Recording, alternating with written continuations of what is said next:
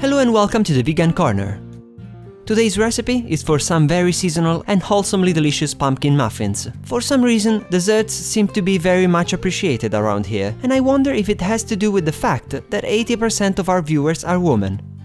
Anyway, regardless of your gender, we all like a good dessert every now and then, so let's prepare an exquisite one together, shall we? To begin with, preheat the oven to 180 degrees Celsius or 355 degrees Fahrenheit. Next, source the best pumpkin you can find and dice it finely. Ideally, you want to use a dense pumpkin with a sweet and chestnutty flavor, just to make sure that the final muffins will taste out of this world. Next, take a bowl and pour in the sugar, the milk, and the oil, and stir the ingredients until the sugar is completely dissolved. The oil is used to obtain muffins that are softer and that stay soft for longer, and its absence won't affect the final flavor of the dessert, but simply its consistency. Now, add in the flour, the baking soda, and stir them in using a whisk or a spatula. For this recipe we used whole wheat flour, as it yields stunning results when it comes to low-fat baking. However, you can also use regular flour or gluten-free oat flour.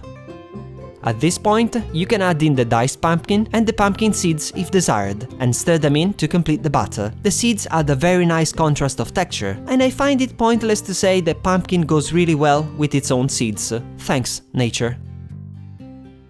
Next, grease a muffin pan or simply line it with muffin paper cases, your choice. At this point, you simply have to scoop the batter into the mold, making sure to divide it equally so that the muffin cook in the same amount of time. For this recipe, we like to fill the molds all the way up, as opposed to the more classic 2/3 of the way. And if you want to obtain the same results, it would make sense to do exactly the same. The very last step before baking these beauties is to sprinkle their surface with some extra pumpkin seeds, or with some chopped pistachios, which really go well with this preparation.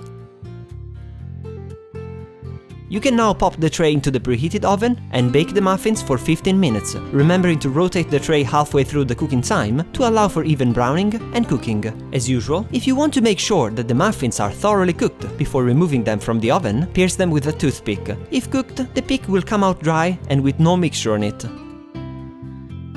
And here you can have a look at the final muffins. Do you really need me to tell you how beautiful they look? And the good thing is that due to the simplicity of the recipe, you can get the exact same muffins in basically no time. You simply have to get preparing. If you enjoyed today's sweet preparation, please don't forget to give it a thumbs up before moving on, and subscribe if you haven't already. Many thanks for watching, and on to the next video.